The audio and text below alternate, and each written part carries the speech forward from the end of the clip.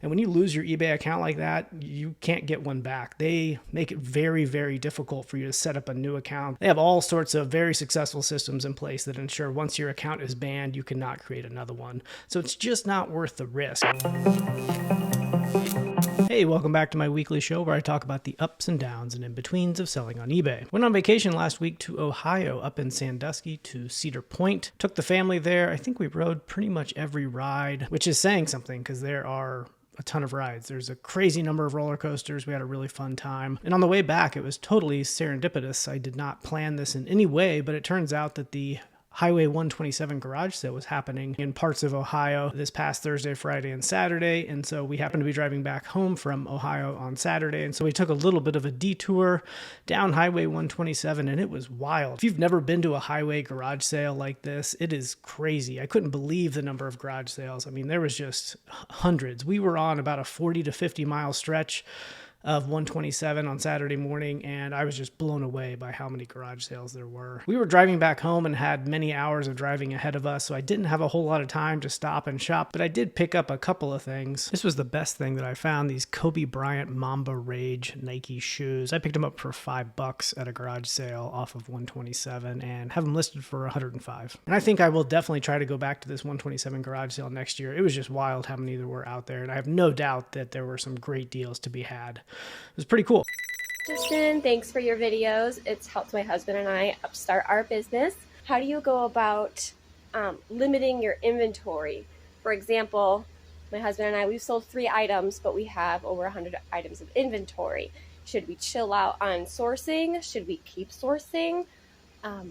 What would you do about that? Thank you.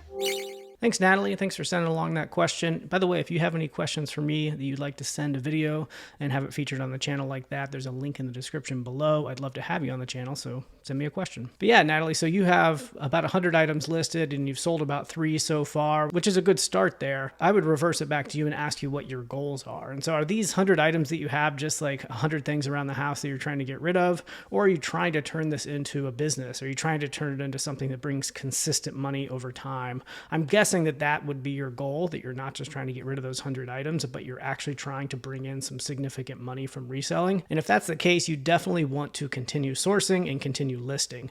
eBay really rewards sellers who are consistent, and your ability to sell enough inventory over time to bring in a significant amount of money requires that you be consistent both with sourcing and with listing, and of course with shipping. So the best thing that you can do to increase sales on eBay is to list new inventory regularly. And in order to list new inventory regularly, you need to be sourcing new inventory regularly. And so you really want to set up goals and systems for both of those parts of the process so that each week you have, sourcing goals where you're going out as much as you possibly can given your schedule, and you want to be picking up as much new inventory as possible. And then you want to be setting listing goals. I recommend daily listing goals. So for example, I try to list 5 things every day.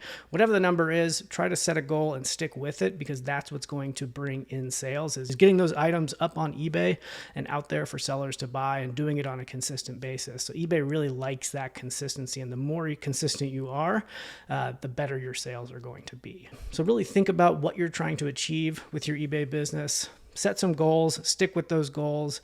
And yeah, if you're trying to bring in money, you want to be continuously sourcing, continuously listing, and really just building that machine, that sourcing and listing and shipping machine that you can repeat over time. And that's when the dividends will start to pay out. That's when you'll start to see a lot of success, is when you are consistently doing this stuff every day, for a couple months. That will start to snowball, and you'll start to get a lot of sales, and you'll start to bring in a lot of good extra income. Thanks for sending that question along. Hi there. Thanks so much for all your videos. You're the only eBay seller that I really feel confident asking questions to. Thank you. So this is a little odd one. We got a purchase on a flip phone that we listed, and there was some weird correspondence from one person, and then the phone sold to, I think, another person. But that person immediately sent me a message saying, "Oh, I can't wait. You made my day. I can't wait to get the phone." I responded, "Glad I made your day. Hope you enjoy it. Blah, blah, blah." Sent off the phone. They messaged me immediately saying that they need a code for the phone. And I'm like, "What are you talking about? Because that's not how it was." But I just said, "That's odd. There doesn't require a code." But I didn't have a SIM card. And then that person said, well, it's because you didn't have a SIM card. And when you put the SIM card in there, it asked for a code, but no worries. I got it cleared. I said, okay, I guess that makes sense. Happy that you got it cleared. End of story. And then we got an email later saying that that person disputed a charge with their institution to get money, saying they didn't recognize the charge. And eBay is going to let us know what the outcome is. Have you ever had anything like that? Because it all kind of sounds shady right from the get-go.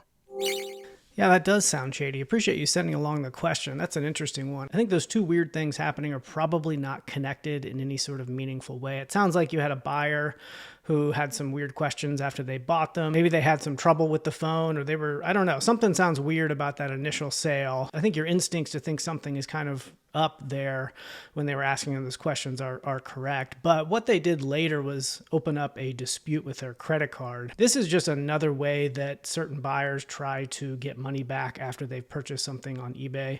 The most common way is that they reach out and say there's a problem. Like, for example, I sort of expected your story to go like, oh, then they couldn't get the SIM card to work, and so they're asking for some partial refund. That's a very common tactic for a buyer to get money back after a sale. But in this case, it sounds like the buyer just went straight to their credit card and said, oh, I don't recognize this charge.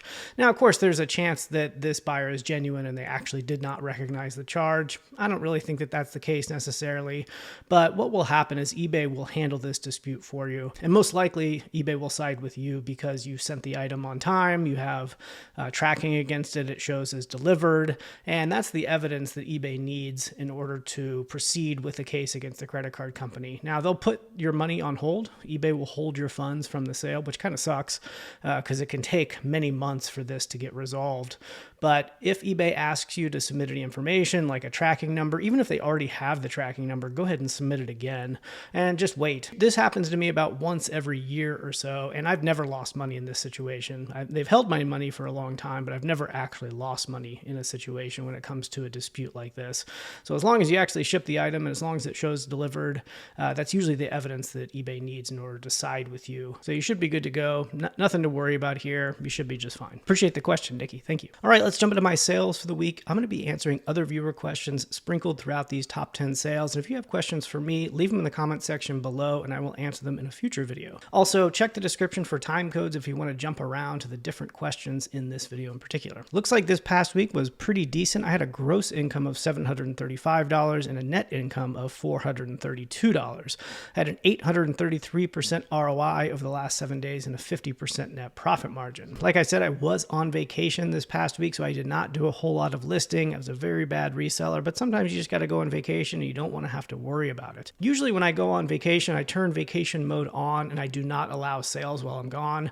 This time I did allow sales while I was gone, and I was pretty happy with the results. The reason I don't like allowing sales when I'm gone is I've found that buyers don't read the message that tells them that the seller's on vacation. And so when they're sitting around waiting for their item to be shipped, they get upset. Even though they're told, hey, your item's not going to ship until this day, most people don't read that and they send you messages. And that did happen on this trip. I ended up canceling 2 orders because people did not read that. They sent me a message saying, hey, when is this going to ship? And I said, well, I'm on vacation. It'll ship on Monday. I can cancel it if you want to. So 2 of the orders did get canceled for that reason, but I did have 23 sales going out. The way that I do vacation mode in this case, I was out of town from Wednesday until Sunday. So I turned vacation mode on Wednesday and I turned it off on Friday because I have a 1-day shipping policy. So any orders that came through on Friday meant I didn't have to ship until Monday, today. So vacation mode really only lasted all of Wednesday, all of Thursday, and at midnight on Friday, it was turned off. You can see here, no listing at all from Monday through Saturday. When I got back, I did list the 3 things that I found at the 127 highway garage sale. But I did have 23 sales, so not too bad for a week where I basically did no listing. The average time to sell for stuff that sold this week was 5 months, which makes sense because I didn't list a whole lot of new inventory, so a lot of old inventory was getting sold. And I only spent $16 on new inventory, and that was the stuff that I picked up at the 127 garage sale. Coming in at number 10 is this Cutco Space Saver Knife Block. Cutco is a very good brand to look out for, whether it's their knives or their knife blocks like this or other accessories. Cutco is just a great brand demand to look out for. This thing, where did I get it? I got it at a garage sale for $1. Looks like it sold for $29.98. It took just over 3 weeks to sell. That's $19.99 plus $9.99 in shipping, by the way. My net return for the 10th best flip on this one was $14.73. That's a 1,400% ROI. So yeah, anything Cutco is definitely going to be a pretty good bet, especially if you can find it at a low price like that. Coming in at number 9 is this new with tags Skims bodysuit. Several weeks ago, I bought a lot of about 450 new with tag Skims clothing pieces. This stuff is starting to sell. There are going to be several things in my top 10 sales here. This one sold for $26.11 for the 9th best flip of the week. It took about a month to sell, and my net return on it was $16.40. Most of the stuff that I got from this Skims lot is weird sizes. So this is a 4X. I got a lot of stuff that's like 2X, 3X, 4X, or extra small or extra small. So Mark asks, "Hey Justin, I truly appreciate your grounded and sound advice." Thanks. I recently picked up 2 items that are new in box and appear to be factory sealed with a typical piece of circular tape. There's no distortion of the box to imply it may have been previously opened. My question is, should I sell it as new in box without opening the box? My concern is if I open it to check the item, then technically it's now an open box. Hey Mark, that's right. If you do open a sealed item, it is no longer sealed and can't be sold as new in box and must be sold as open box.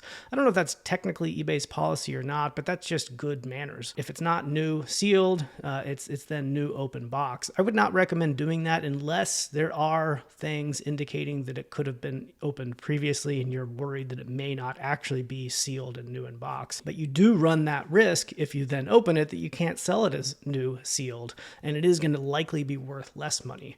One thing you can do, you can check sold comps for something in new condition, and you can also check sold comps for things in open box condition. I'm guessing some items there's less of a discrepancy in price between those two things. And so if you're kind of suspecting that some item has been opened, check the discrepancy between the new and open box sold price items. And if it's minimal, then you could, take the risk and go ahead and open it up and then sell it as open box instead of new in box. But personally, if something looks new, I sell it as new. I can't think of a reason why you would not want it to sell it as new unless you didn't think it was actually new. And in that case, yeah, you may want to open it up and check and make sure, but you do run the risk of making less money on it. Coming in at number 8 is this Camelback Hydrate or Die water bottle. Looks like I bought 6 of these about a year ago. 5 of them have sold. There's 1 left. This one sold for $27.99 free shipping. The net return for the 8th best flip of the week was $16.53. Looks like out of the 5 that I've sold, though, I have netted $92.25 in total out of all of those. So pretty good pickup at a garage sale. I got a couple other models and sizes and styles of the same one at this garage sale. So pretty good pickup. Coming in at number 7 is yet another Skims piece. This is a bodysuit sold for $26.38 for the 7th best flip of the week. I've got a $3 cost of goods into this one. The net return was $16.63 for this bodysuit, size 3X. Brad asks, "Hi Justin, when you're researching sold comps for a pre-owned item, should you only consider pre-owned sales or all sales for that item, new and used?" So what Brad is referring to here is when you're checking comps on eBay, say you're at a thrift store, you pick something up, you want to see how much it's worth on eBay, you're checking active listings to see how much the active market value is for an item, but then you also want to be checking sold listings to see what the sold market value is. This allows you to understand what something is actually selling for, which is often different and more than what it is actually sold for. So you want to have both numbers in mind, and that also allows you to check the sell-through rate to be able to see how many active listings there are, how many sold listings there are, so that you can estimate about how long it takes for the item to sell. And so if you're researching a used item, a pre-owned item, what Brad is asking, do I need to check comps exclusively to pre-owned items, or can I also include new items in those searches? And you definitely do want to filter by the condition when checking sold comps, because there's often a huge discrepancy in value between new items and used items. So the first thing I do when I'm checking comps is I adjust the filter to match the condition of the item that I have. So if I have a brand new in box item, I'm changing the condition filter to only include new items.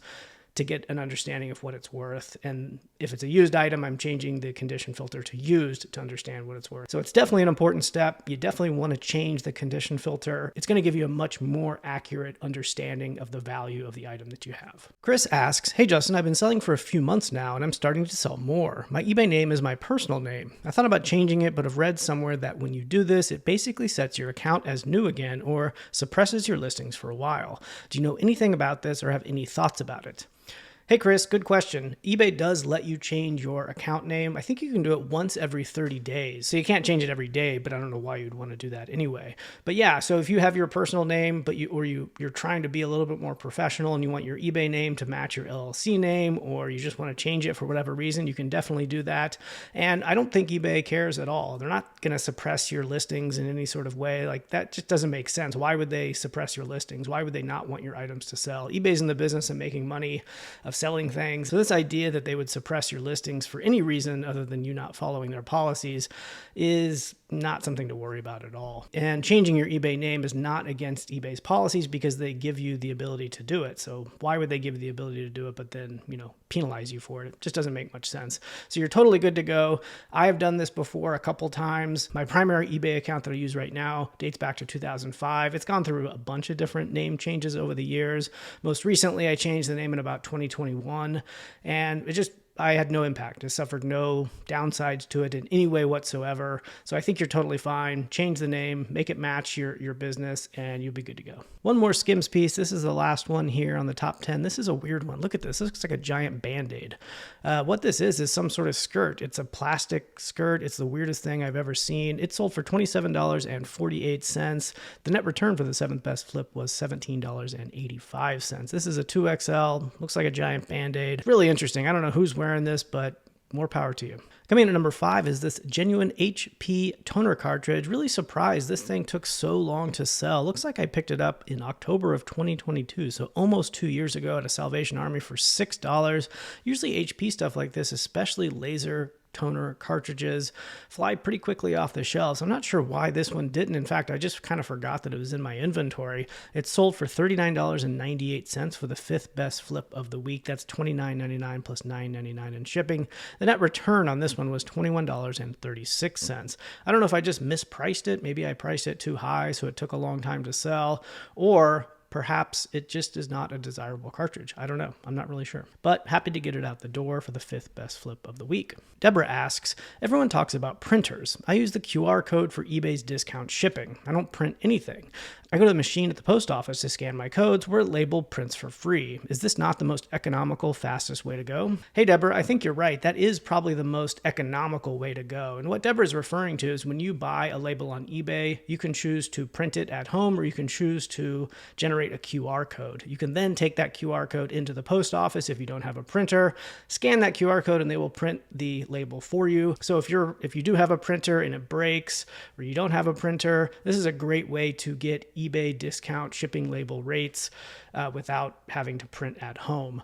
But you definitely want to be buying your labels on eBay or on a third-party shipping label provider like Pirate Ship, because if you go to the post office and buy your labels, they're going to be about 40 to 50% more expensive. So you're going to be paying a lot more money to ship your items. So yeah, this is a great way to be economical. But you also ask if it's the fastest way to go. And I think if you're shipping 1 or 2 items a day, it may be okay to do that. But once you get to the point where you're shipping, 5 or 10 items per day, it's definitely not the fastest, because you have to go to the post office, you have to scan each QR code, you have to wait for it to print, you have to put it on the label, then you have to maybe stand in line, and that just ends up being a lot slower than if you're at home and can print all the labels, take them to the post office and drop them off. So it's really a question for you. Like if you don't want to invest, $70 to $100 in a label printer, for example, but would prefer to do it this way and it makes sense for your business and the amount of time that you're spending and the amount of things that you're shipping, you should do that. But I think where it starts to break down is if you're trying to ship more than a couple things, then I think it would be economical, but it would not be the fastest way. Coming in at number 4 is this FootJoy Leaping Dolphin Golf Polo shirt. $54.98 for the fourth best flip of the week. Kind of a unique and interesting design. I got it at a Goodwill, paid $9 back in January of 2023. So about 18 months this one took to sell. My net return for the fourth best flip of the week is $34.08. New with Tags. FootJoy's a good brand. I usually only pick it up if it's new with tags, if it's clothing. Shoes can be really good, whether they're new or used, but the clothing I find is very saturated at this point. But if it's new with tags, I'll definitely pick it up. It just might take some time to stand out and sell. Coming in at number 3 are these Red Wing Dynaforce steel toe brown leather boots. This is a great example of an item that just does not have to be in perfect condition to still sell. Look at that. These are pretty beat up, but I got them at a garage sale for only $2. Most people that are selling this stuff think, ooh, I don't know who wants used boots, let alone used boots that are all beat up like this. Well, people do. $54.63 was the sale price on this third best flip of the week. My net return was $35.83. That's almost an 1,800% ROI on that one because that cost of goods was so low at $2. Anytime I see Red Wing, I pick it up, even if it's not in great condition. BCM asks, I just attempted to list a hair diffuser. I got a notification that I could not list it due to the product safety policy. However, there are several currently listed and some recently sold that are the same model as the one I'm attempting to list. Why did my listing not make it through, but others did? I'm not out much on the purchase price, but I'm out more than $20 potential profit. That's higher than my average profit per item amount. Thanks for sharing your knowledge and experience. You're welcome. Thanks for sending a question along. So yeah, this is a really annoying thing on eBay where they're inconsistent with enforcing their policies. And I'm all about staying within the policies that eBay has, but it's a little frustrating when there is so much inconsistency with how they enforce those policies. And so in this case, they have an item that they've said is not allowed to be sold for safety reasons, yet you see all sorts of people selling it, listing it and selling it without facing any repercussions at all. And you're like, well, why is mine getting caught in this then? And I don't really know. I don't know if it's inconsistency with their automated systems that check for this stuff. I don't know if people are listing these things and leaving out certain keywords that allows them to go around eBay's policies in that way. I'm not exactly sure what's going on, but here's my advice to you. Don't try to sell it. It's just not worth risking your eBay account for one single sale. So if you're trying to sell something that eBay doesn't want you to sell, just don't sell it. You may miss out on the opportunity of making $20, but I would much rather have that than risk losing my account entirely. And when you lose your eBay account like that, you can't get one back. They make it very, very difficult for you to set up a new account. They have all sorts of very successful systems in place that ensure once your account is banned, you cannot create another one. So it's just not worth the risk. And the inconsistencies, yes, they are very annoying, but just let it go. If eBay has deemed this thing as not safe to sell, just don't try to sell it. I mean, you could try to sell it on another platform, but again, I just would not open myself up to the risk that comes with selling a recalled product. There's a reason these items are recalled. There's a reason that other platforms and marketplaces aren't selling them anymore. And that's because it's a liability. So just don't sell it. Coming in at number 2 is this vintage blanket. This is an elephant print blanket. Blankets like this can do really well. I think I learned about these from Part-Time Picker. He's always picking up weird blankets. This is a Lintex brand. I'd never heard of it. It just had a weird looking vintage, elephant design. I figured there's somebody out there that would want it. I got it at a garage sale. I paid $2 back in May. It sold for $54.98 for the second best flip of the week. That's a net return of $36.79. I opened it up. I smelled it. I made sure there was no stains on it. It was good to go. Coming in at number 1 is this Kohler Angle Supply. What do I even call this thing? I don't even know. What is this? This is a Kohler, I can tell it goes underneath a sink, it looks like. An angle supply, I guess you would call this. I don't know. I'm not a plumber. But I bought a Kohler return pallet about 2 years ago, back in October of 2022, and almost all of it has sold, but there's still a few pieces laying around. This is one of those pieces, and it's really great to be my number 1 sale of the week for something I bought so long ago. It sold for $155.55. My net return was $114.32 for the best flip of the week. Kohler's just a great brand. This pallet keeps paying dividends. I don't have a whole lot of it left. I've made a lot of money on it, though, so it was a very good pallet to pick up. If you can find a pallet of returned Kohler items, I definitely recommend you pick it up. I'd love to find another one, but I doubt I will. So, all right, thank you so much for watching. If you made it this far, YouTube thinks you might like this other video of mine, so check it out.